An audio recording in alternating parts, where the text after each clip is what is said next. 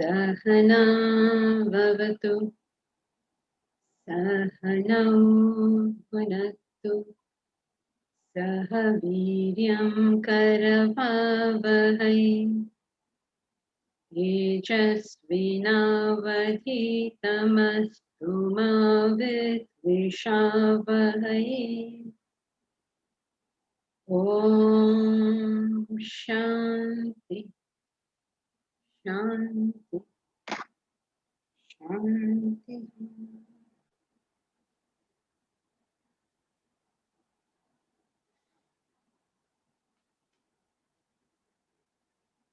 Together we'll chant verses 1 to 10, Bhagavad Gita, chapter 8.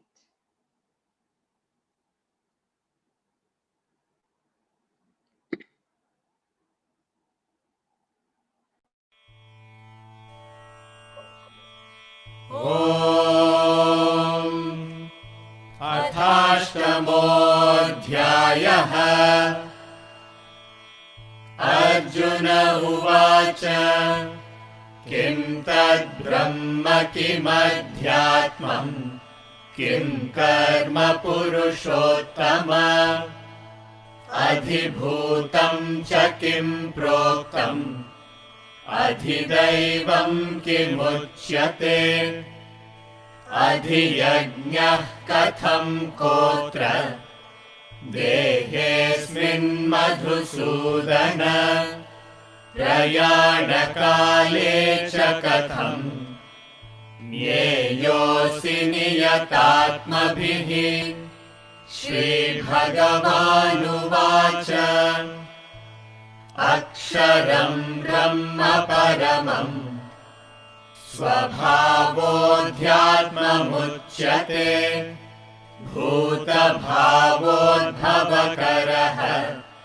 विसर्गः कर्म संज्ञितः अधिभूतं क्षरो भावः पुरुषश्चाधिदैवतम् अधियज्ञोऽहमेवात्र देहे देहभृताम्बर अन्तकाले च मामेव स्मरन् मुक्त्वा कलेवरम् यः प्रयाति समद्भावम् याति नास्त्यत्र संशयः यं यं वापि स्मरन् भावम् त्यजत्यन्ते कलेवरम् तं तमेवैति कौन्तेय सदा तद्भावभावितः तस्मात् सर्वेषु कालेषु मामनुस्मर युध्य च मय्यर्पितमनो बुद्धिः मामे वैश्यस्य संशयः अभ्यासयोगयुक्तेन चेतसा नान्यगामिनाम् परमं पुरुषं दिव्यम् याति पार्थानुचिन्तयन् कविं पुराणमनुशासितारम् अणोरणीयां समनुस्मरेद्यः सर्वस्य धातारमचिन्त्य रूपम्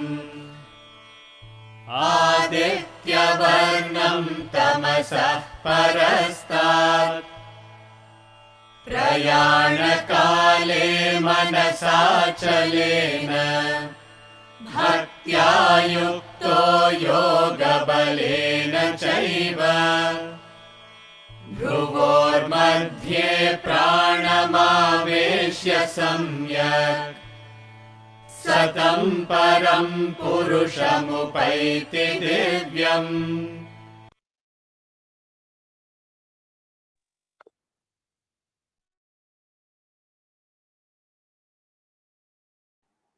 So here we have a question from Aditi, very nicely written down before the class starts. So because, if you're writing the question down when the class starts, obviously you're not listening to what is being said. So that's a bit of waste of time. So very nicely written before the class starts, a very disciplined way of doing this. And so here is Aditi's question. In the book, How Do You Know What You Know? On the topic of reflection, she is referring to the book, How Do You Know What You Know? On the particular topic of reflection. I assume that's chapter 9. Excuse me. How do we find out if a particular theory is the first principle? Okay, so I don't know if all of y'all have read this bit, but one of the there are various ways of thinking. And one kind of thinking is called first principle thinking. In recent times, it has been made famous because Elon Musk spoke about it a couple of years ago. And from that time, it has become a little popular. First principle thinking means go down to the basics. Just go down to the basics. What are irrefutable truths over here? Irrefutable truths means they are not even dependent on any other logic. They are by themselves, they stand and they are true. So, Aditi's question is, how do we find out if a particular theory is the first principle? Is it the scientific laws governing the world? Yes, but it's not merely scientific laws. It's like first principle scientific laws. That means they themselves are not dependent on something else. So those are first principles which are something extremely basic, like an axiom or something extremely basic. Basic not in the sense of you start with it, but basic in the sense that it's in itself a building block. It is not dependent on any other building block. Yes, so it is some scientific laws are first principles. And is it what's written in the Vedas? Yes, some of what is written in the Vedas is first principles, and other holy books, Shrutis, or something else. It's all first principles are in all this. First principles pertaining to nature are there in science, and first principles pertaining to human beings are there in the scriptures. Now, just as both scriptures as well as science have some other things which are not first principles. I'll give you an example. Okay, so first principle in Vedanta, for instance, is all agitations come from desires. This is first principle. Now, based on this principle, you can make the opinion that selfishness causes agitations. Okay, so first principle is all agitations come from desire, right? Now, when you say this to people, if you're technically minded, you will understand what it is. But for most people, for the wide majority, you don't go into all the technicality. So you don't want the actual first principle. You want to know, what am I supposed to do with it? So what am I supposed to do with it? The answer to that is the greater the selfishness, the greater the mental agitation. So this is the difference between a first principle and application of first principle. Okay, so for instance, everything in the world changes. This is a first principle. It's not based on anything else. It stands by itself. I'm giving you Vedanta first principle. Okay, so this stands by itself. Now, based on this, you will say many other things. You can say something like, don't get attached to something, don't get possessive about something. These are all opinions. These are all instructions. They're not first principles. First principle is world means change. But then people who are not intellectual, they'll say, okay, world means change, so मैं क्या करूँ? So then somebody will explain it by saying, if you get attached to something, you try to hold on to something, please understand that in its nature it is changed. So therefore, no point getting holding on possessively to that thing, because you cannot determine how long it will be there or not there. All this is an explanation and you're building a story on it. But first principle is world means change. First principles are the laws of Vedanta, the basic laws. There'll be like 20, 30 basic laws. Those are first principles. So if you knew the first principles, you don't need to know anything else. But the thing is, to get from first principle to what am I supposed to do is the whole journey of reflection, for which many teachers through the ages have given explanations and explanations and explanations, which make it easy for us to understand. And even if the explanation is not easy, finally they get fed up and say, okay, do this. Okay. So those become the instructions of religion. Now do this. Don't waste my brains. I can't keep on explaining. Just do this. Okay. So that's how it goes from first principle to explanation to an instruction. So the instructions are not so permanent as the explanation, and the explanation is not so permanent as the first principle. Okay, that's okay? That's done. Now the second thing, sincere request. Can we please have a special session on methods to reflect with more examples to understand it better, in order for better quality of morning studies and reflection? Please. Of course we can do that, no problem. But sincere requests have to be accompanied with sincere action. So you please make sure this happens. Okay, you coordinate it, make sure that we have figure all the stuff out that needs to be done. Every time we have to execute something, a whole train of activities get involved in that. So as long as you're willing to undertake those train of activities, of course we can do it. Don't the current team may not be able to help you too much, because we have Yagna coming up and they are up to their eyebrows in work. In fact, everybody who can help them in any way, please do, because they really have a lot. And if anyone can help in IT work, then that would be great, because they really require that. So Aditi, yes, it would be great actually to do this, because since we have taken up the subject seriously, since we have sort of made some commitment, all of us, to it in various degrees, it's good to make the maximum use of whatever information is available. Okay, because we have to be able to get the maximum knowledge in the minimum time. So when our tools are very good, then we get more efficient with knowledge. And really, you should come to a stage where half an hour, 45 minutes association with knowledge in the day is really good for you. So because you're so efficient at doing it. So you have to get more and more efficient with knowledge. After you have reached efficiency and then you increase the quantum, you will be going places, really going places. But if you're just spending 5 hours on it, doing, what shall I say, hamalgiri on it, it won't take you that far. So it is really good to become more efficient in our doing it. Reshma is saying, I would like to support Aditi in this activity. Great, Reshma. Please, I'm sure Aditi would be happy with any assistance she can get. So please get together, figure out how you want to do this, how, where, when, everything, all the things you figure out, and we'll do it. Definitely, we'll do it. It'll be very nice to do it. We have in the Thank you, past done Janki it ji. together. Hmm? Yeah. No, I just wanted to say thank you, Janki ji. Thank you, Reshma. Yes, we let's brainstorm together, and I'll speak with you, Janki ji, regarding what when you have the time. Probably even Sure. after Yajna.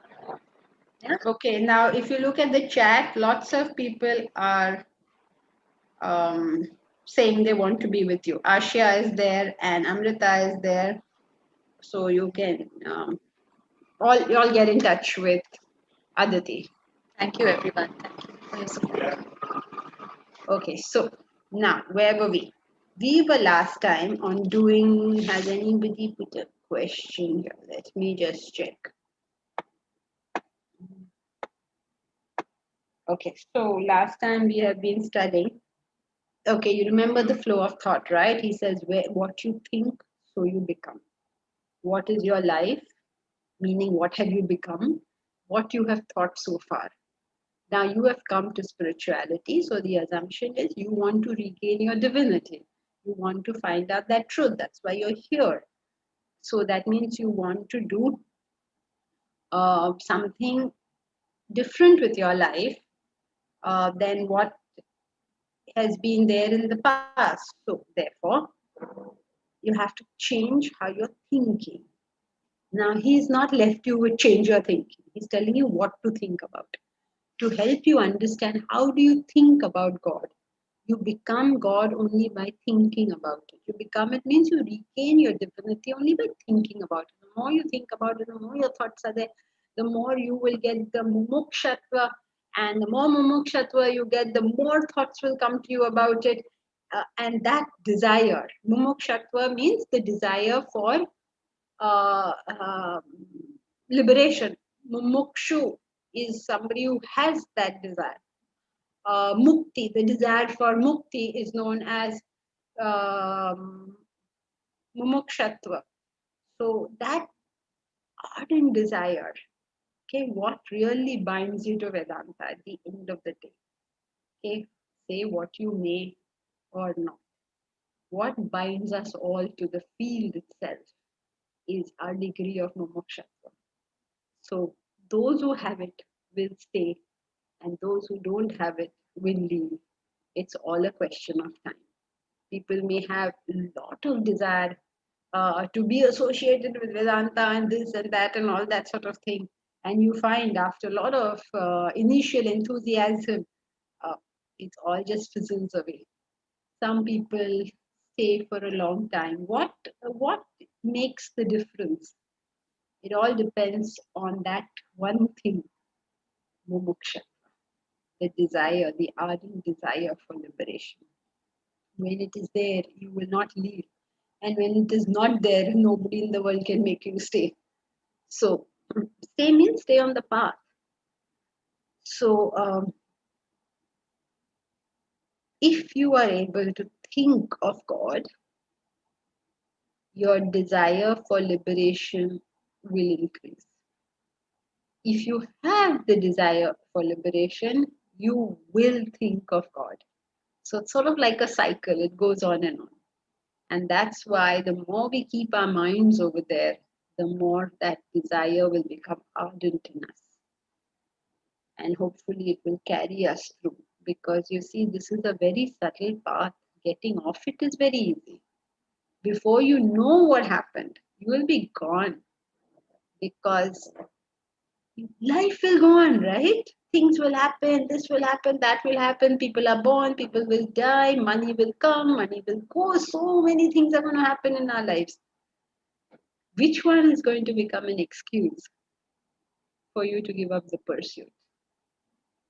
Which one of them? So at any time, oh, I'm too busy, I'm too busy, I'm too busy. Whatever it is, something becomes just a nimitta matra. It just shows that the desire is no longer this is not strong. It was not strong to begin with. So before that happens, now we don't know that deep down mumukshatva in us how much it is. So before something in life happens, that just like a whirlwind pulls us off the path. Let us develop the desire for that transcendental reality while we can. So how do we do it? We have to keep our thoughts there. But they keep telling us that nothing you think is correct. And if you think nothing is correct, how can you think of it? So he has been kind to us and he gives us some kind of indicative definitions. He says, think along these lines.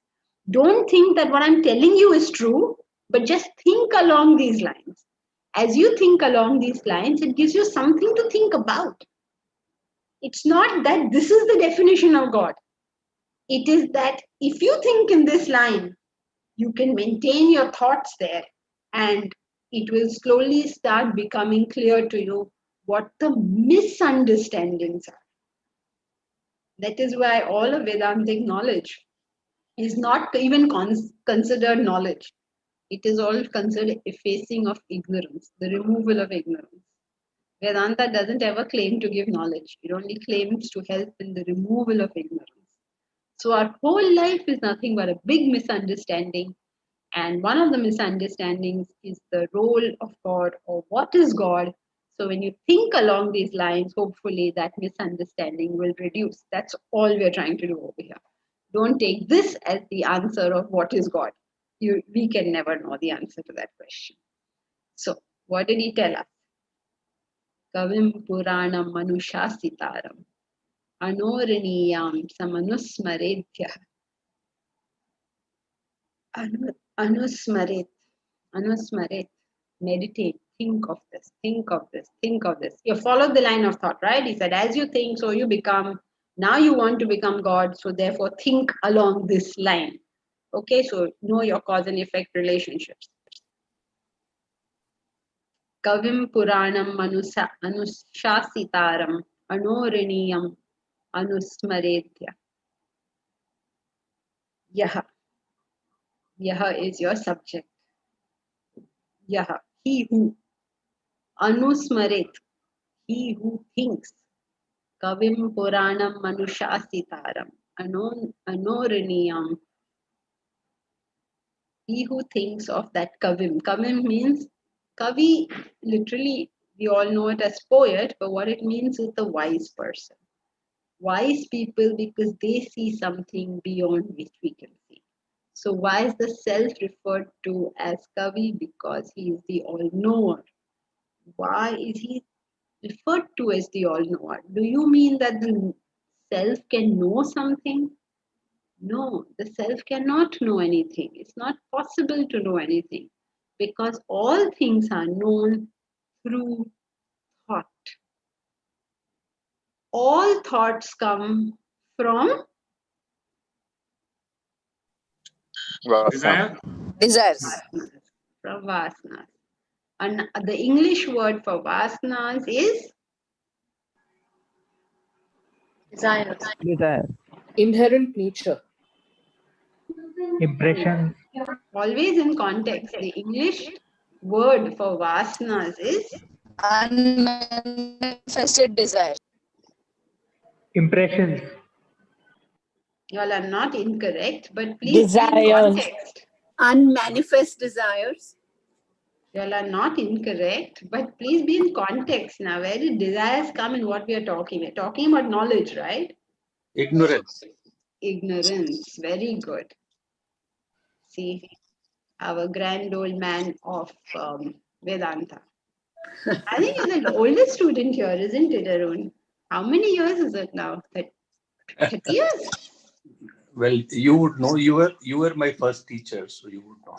Not me, Swamiji was your first teacher. I was the tail that came along with it. Yeah, I think it must be 30 years. No, what? It must be what? 27 years? I don't know. I can't No, remember about now. 20 years. What? 20 years. 20 years, okay. So 20 years. The English word for vasanas is gone again. What happened to all of you? Ignorance. Ignorance. Please give me other synonyms for vasanas. Desire. No, wrong. Okay. Say it properly. Unmanifested desires. Unmanifested desires. Very good. Give other names. Impressions on the mind. Sarthak, you're saying impressions of the mind. So we're already in the mind. I'm asking you vasanas. Thoughts.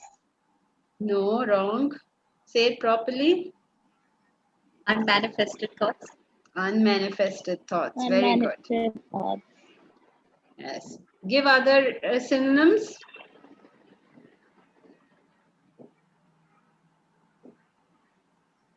Inherent nature. Okay, we can accept that, but actually the right way of putting it is to say the inherent nature unmanifested. Because the moment it's manifested, it becomes a thought. Other synonyms, come on, quickly. So many synonyms for vasanas. We are talking so much of vasanas, there are millions of synonyms for it. Can we say sanskar? Sorry? Can we say sanskar? Yes, you can say sanskar. Can we say karmas? Say it properly. Can we say karmas? Yeah, but say it properly. You can't say karma. Karma means action. So you can, but you can say something along those lines, and that would be Past and unmanifested karmas. Unmanifested. Janki ji, if I can speak, vasanas are actually literal meaning is smell. No, that's not correct. The vas means it means fragrance. Vasanas don't mean smell. It comes from the word vas. Vas means smell. So the literal meaning is smell, and whether you call it as a smell, which is in the sense of, or you can say is an urge for that or something like that, but not a spiritual word. I'm not saying spiritual, but if you say literal meaning in English is smell. No, that's not correct. Okay, quick, give other synonyms. Prarabdh. Prarabdh is a kind of, okay, you can say, yes, Prarabdh, you can, yes, Prarabdh. Can you say subconscious tendencies? Can you say subconscious tendencies Not or latent subconscious. tendencies? Subconscious is mind. Unconscious. Latent. Latent. Latent tendencies. Yeah, Aditi? Can you say unmanifested samsara? Entanglements, which are. I suppose you could, but samsara speaks specifically of involvement. So unmanifested involvement, you could, I suppose, but it'd be stretching it. Janki ji, why can't we say vasanas are a desire itself? They're not. They're unmanifested desire. You can say unmanifested desire. Not you can say, they are. Desire means it is manifested. When you say, I want something, it's a manifestation. It's an expression of that vasana. But when the desire is not being expressed, like you may like gulab jamun, but at the moment you don't want to eat gulab jamun, right? So where is that desire for gulab jamun? It is in the vasana level, or it is in the unmanifested state. So vasana refers to it being unmanifested. A desire is not a vasana. Janki, can you say destiny? Because destiny and nature are the same, which is vasana. Not at all. No destiny, no prarabdh. I would say no destiny and no prarabdh. Vasanas are not prarabdh, not destiny. Okay, let's not bring in other theories now. As far as we are concerned for this classroom, destiny, vasanas, prarabdha is all the same thing. There's no difference in that. You can think about it or a question about it at a later point. There's only 1 second answers I wanted from you all. Now, we don't want to get into a discussion of vasanas. Okay, here are the synonyms. Please know it for next time. Every time to repeat the same thing over and over again is a bit too much. So, please learn it once and for all. Synonyms for vasanas. Here we go. 1. Non-apprehension of the self. 2. Unmanifested desires. 3. Anandamaya kosha or bliss sheath. 4.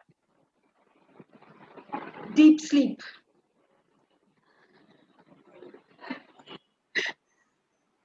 Okay. Ignorance. All these are synonyms for vasanas. Samskaras. Destiny. All of these are synonyms for vasanas. Causal body, correct, Poonam? Yes, ma'am. Jangi, can you please repeat the third one? Which one did I say third? Bliss sheath, Anandamaya kosha. Anandamaya Kosh. Anandmaya kosha, bliss sheath. Okay. Okay, so let's go. Kavim. We were on Kavim. Now, why did we reach? Does anybody know why we reached vasanas here in the point of Kavi? Don't do that, please. One who knows all, knowing. Sarvagya. Kavi is Why one did who we- knows all. Yes, okay. So why did we reach vasanas? That is the question. Sangeeta, listen to the question. The question is, why did we reach discussing vasanas? What is it to do with Kavi? Because we are calling the Kavi as a wise man and we are talking about the ignorance as the vasanas. Okay, say that slowly, Devika. Because he knows from One second, time. Sangeeta, Devika is answering. Yes, Devika, please continue. Because we are saying Kavi means the wise man, and we are then in context we are talking about the ignorance, which is nothing but the synonym for vasanas. Yes, but please connect the dots. What we were talking about is, yes, that the self knows everything, right? So what does this mean? Kavi is the wise ones, okay? The people who know more than us. And so Kavi in the sense of the self is omniscient. He knows everything. So now he doesn't know anything. The self is not capable of knowing anything. Then how is he called omniscient? Why is the self not capable of knowing anything? No thoughts. Enlivening principle.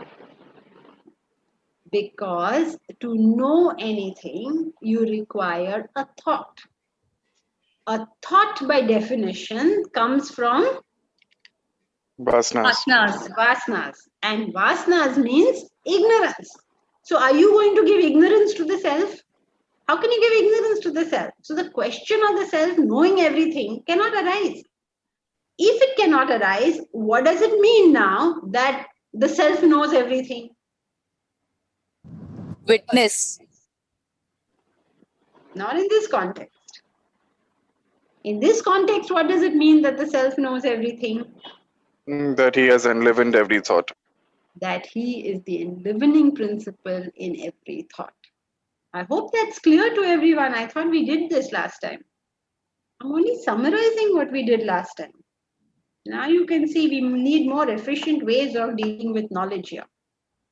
Is this clear to everybody? Is there anyone to whom this is not clear? Who's our satsang host today? Omkar, can you remove this the text so that I can see what is this point not clear to anyone? All good? If I ask you next time, you should be able to tell me then. Okay, so we're done with Kavim then. Everybody's got it. Anybody's not got it? Where is this now? Okay, so let's go to the next one. Puranam. Puranam refers to ancient. Who can tell me why you say that the self is ancient? And quickly do it in 15 seconds. Don't take Because Janki it is before time. That is why they have said ancient. For time, you require 2 points. Two experiences. Two experiences. So when the second experience happens, that is called time. But this is before the second experience. So that is why he is called ancient. Very good. Excellent. So you can see that Aditi at least is studying. I don't know about the rest of you. One down and how many more? 60 more to go to see whether you all have also been studying. Okay, so Puranam means ancient, means he existed before time. Why do we say he existed before time? Because time was born at the second experience. Why do we say time is born at the second experience? Because time is the interval between two experiences, just as distance is the interval between 2 points. So here there's no distance. But when this point comes, there's a distance. So distance is now born at the second point, right? At point number 1, there's no distance. And there's point number 2, there's a distance. So distance is born at the second point. Similarly, in your first experience, no time. But when the second experience starts, now you understand time. Just as when you're in deep sleep, you don't understand time. You understand time only when you get the next experience. So you don't know how long you've been in deep sleep. You can't tell because time is gone for you. So time is born at the second experience, but at the first experience, the self was already there. And therefore, he's Puranam, he's old. That's why you see pictures of God with with a long white beard and all of that. They're trying to tell you this through pictures. It's an amazing skill to be able to convert philosophy to pictures. But then it's an amazing skill to get from the pictures to the philosophy also. Very often we get something quite different out of it. So that's why in India, it's all systematized. It's actually written what is supposed to mean what. Please don't use your own thing too much.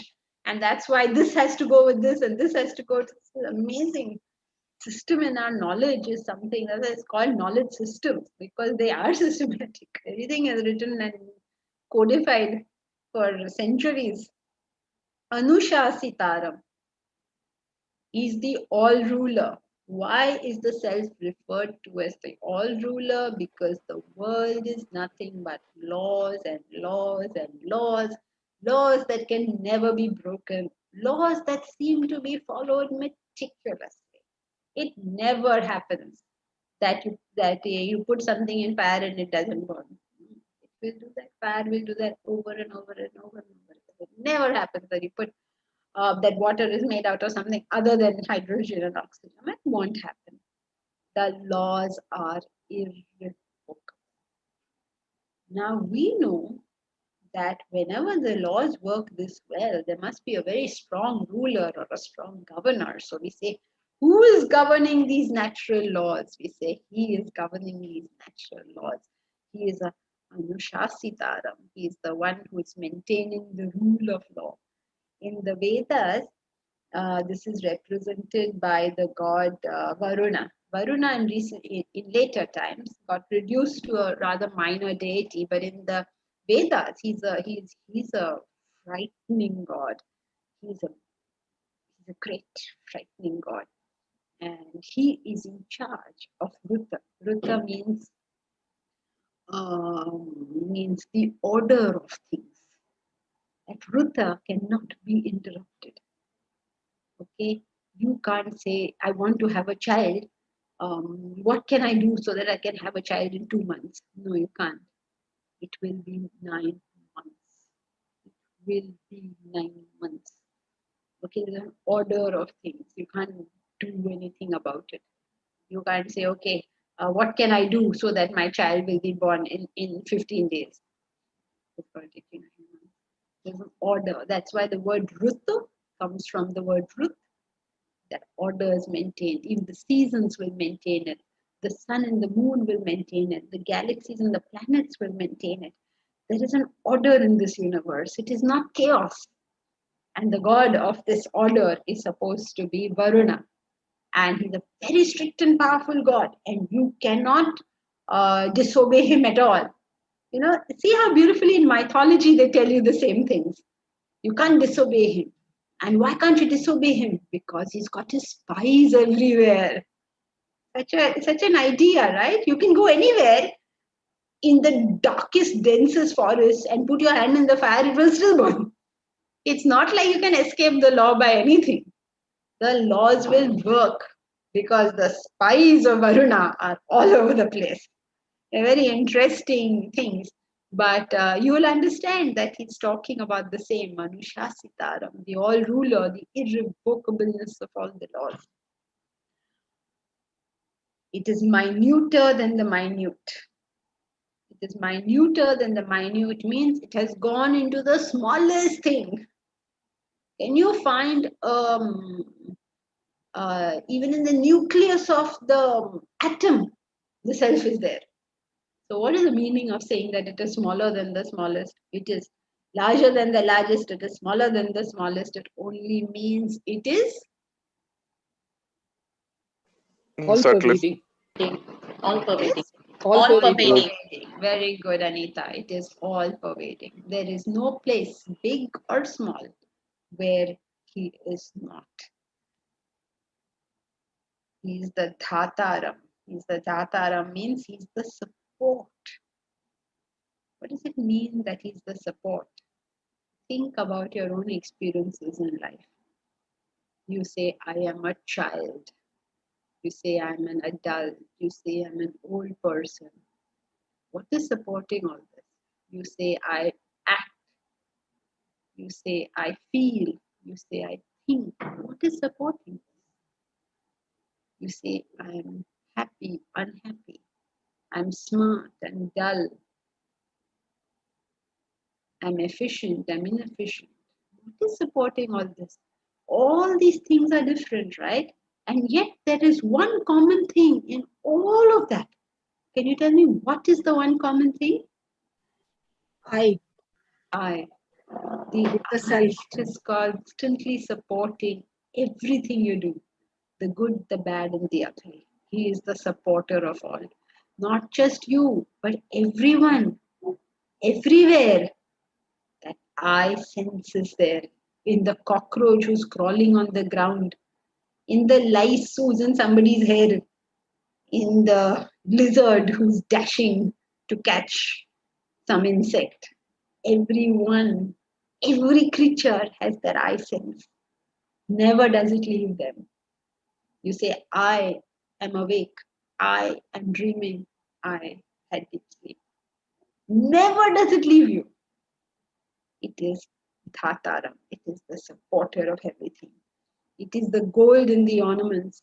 It is the water in the waves. It is the sands in the mirage. It is the rope in the snake.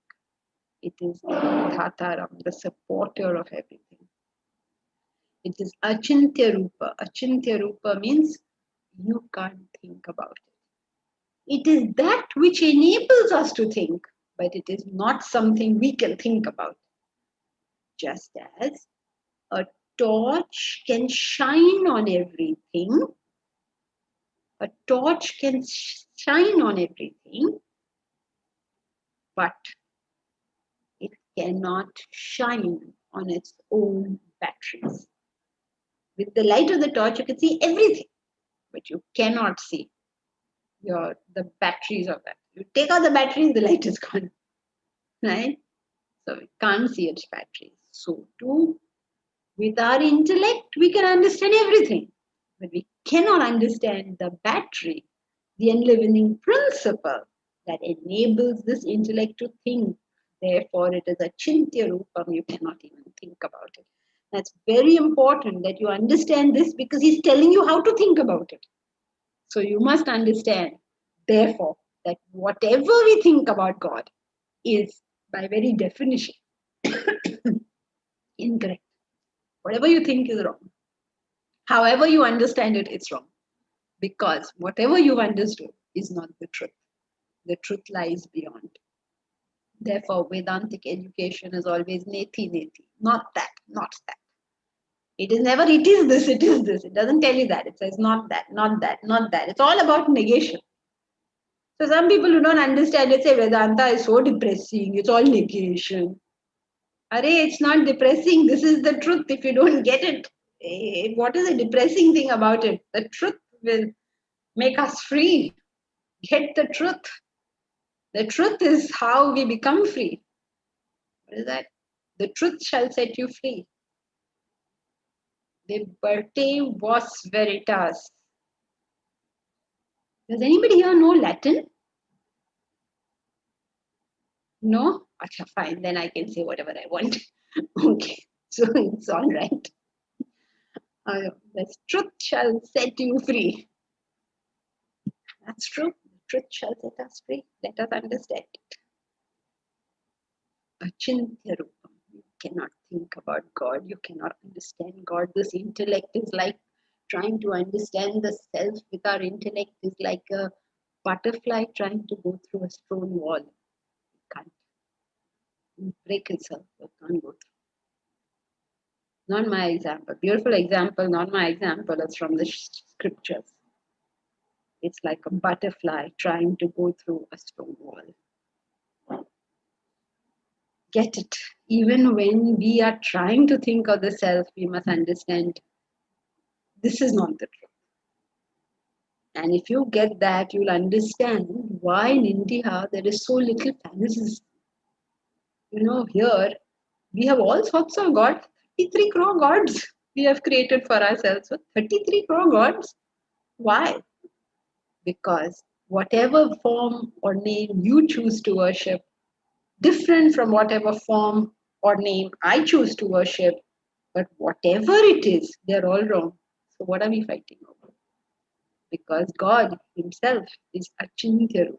He's beyond thought. So you want to worship Durga and I want to worship him as Vishnu. It doesn't matter because both are wrong. The truth is something beyond. You call him Allah, I call him Father in heaven. It doesn't matter because all of it doesn't tell us what the final truth is. So when you get that, when you spread that in society, where is the fanaticism? It's impossible because we are wrong anyway. We start on the assumption we are wrong. That's why in India, fanaticism is less than in most other places. We are very, wo aise karte hain. We understand that. We talk like that. No, we say, हाँ वो उस community में ऐसे करते हैं. We take it as okay, चलो वो ऐसे करते हैं. We don't.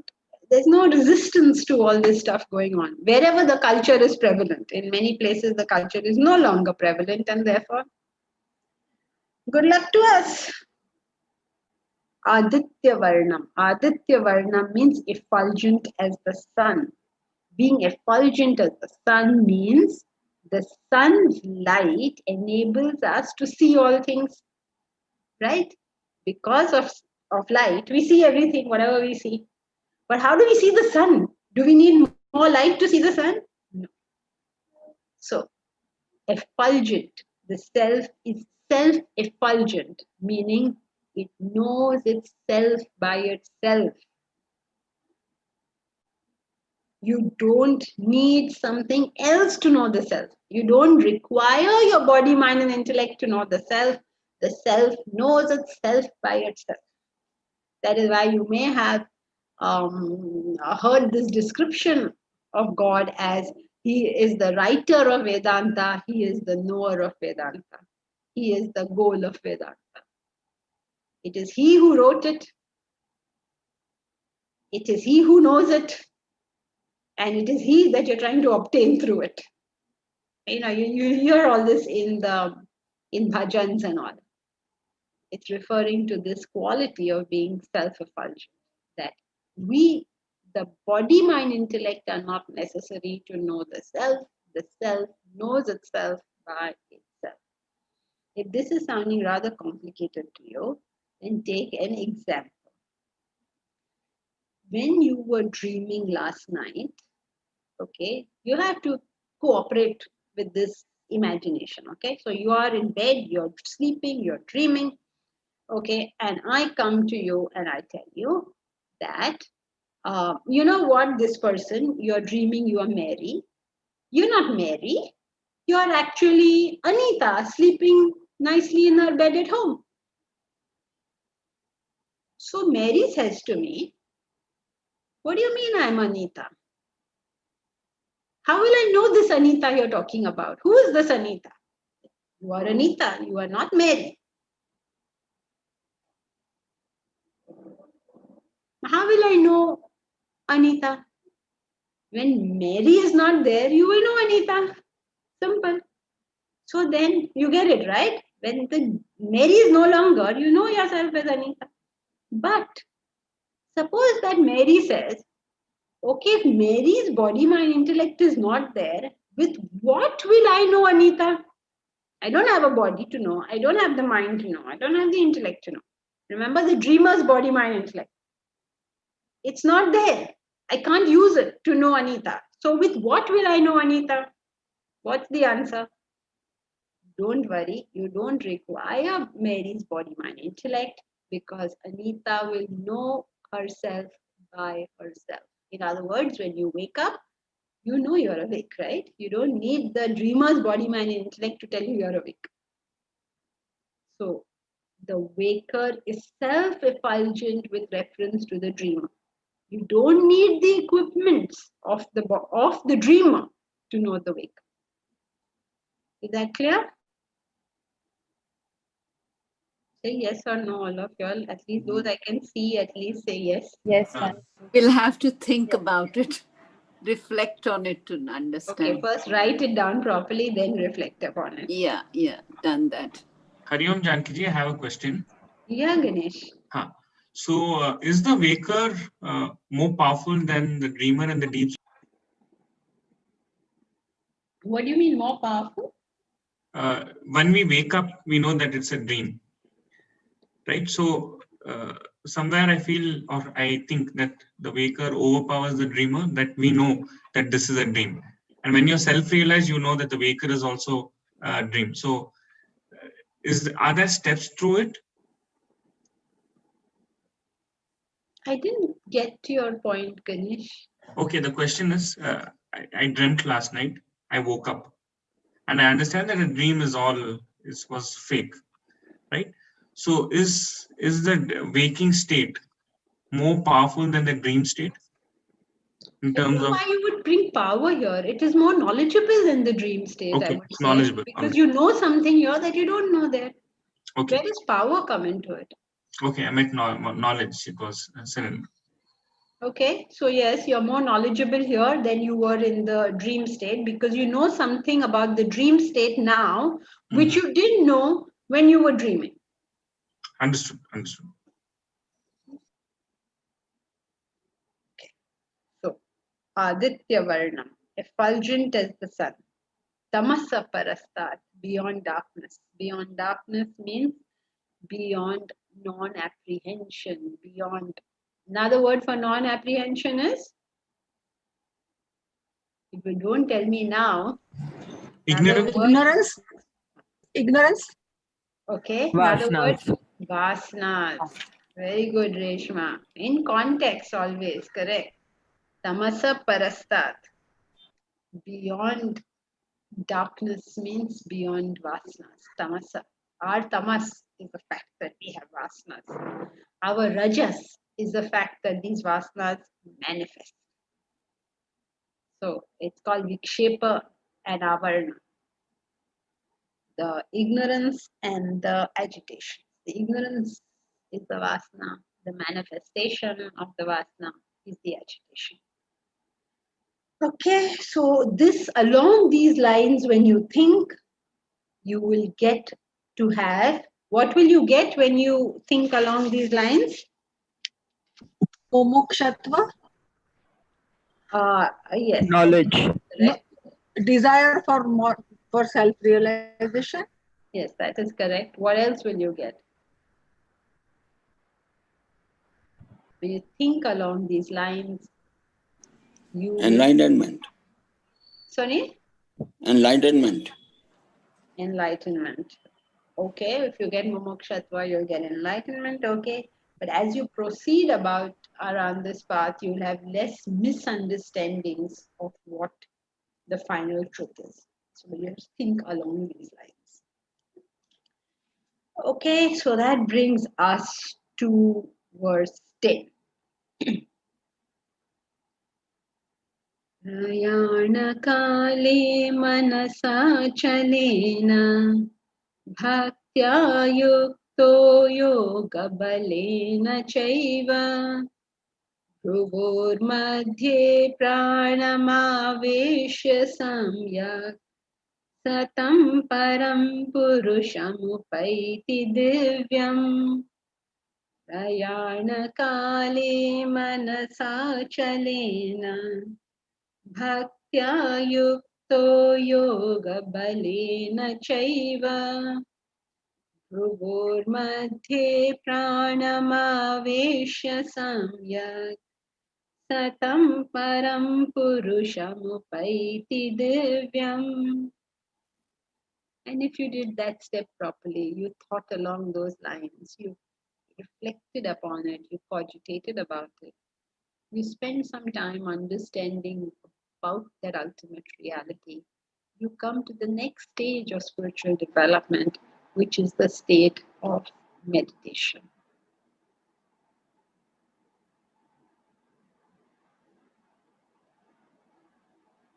This is Sarthak. How can one meditate on the inconceivable? Sarthak, that's what we just did. We just did how? Those words which we have, which he has given over there, are the ways you meditate upon it. Meditate upon it means you think about it, you cogitate upon it, you reflect upon it, you try and understand what it's talking about, while remembering that it is inconceivable. So what you're missing is the previous verse, Sarthak. There's definitely something I'm missing. Yes, you missed the last verse. How you think about it, he already gave us those. All those things are what you have to think about, knowing fully well that whatever I'm thinking is not correct. Is that clear, Sarthak? Yes, ma'am. So, okay, let's do the flow of thought again. He started by telling us, as you think, so you become. Whatever you think about is where you reach. Okay, so what should you think about? Think about the ultimate reality, this ultimate truth. Why is he telling you think about that? Is he wanting you to think about that? No. Then why is he telling you to think about that? Because that's the only thing that is permanent.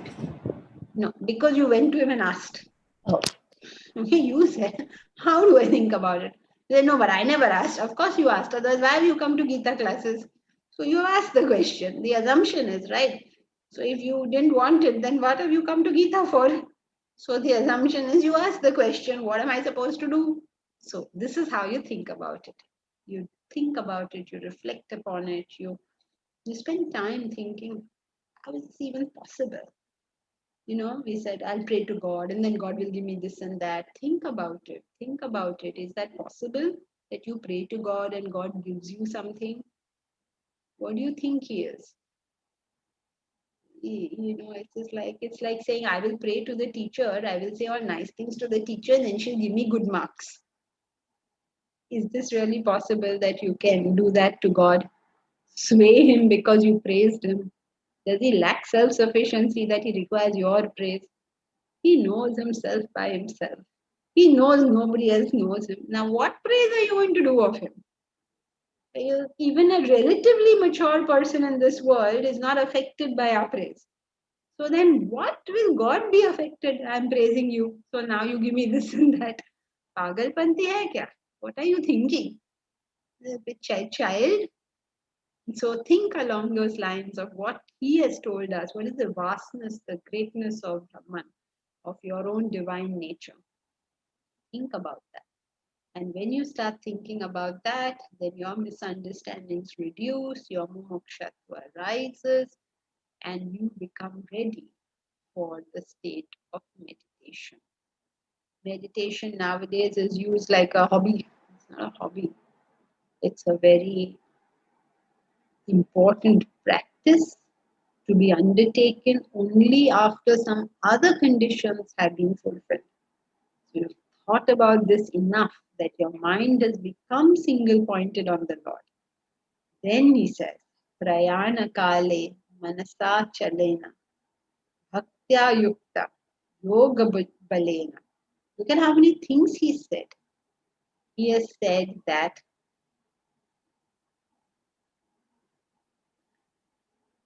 four aspects he's given. First one, Manasa Achalena. Achal. Chal means moving. Achal means not moving. Manasa, by the mind. Achalena means the man is not in chaling. How do I say that? It's not moving. Okay, the man means not moving means unswerving mind.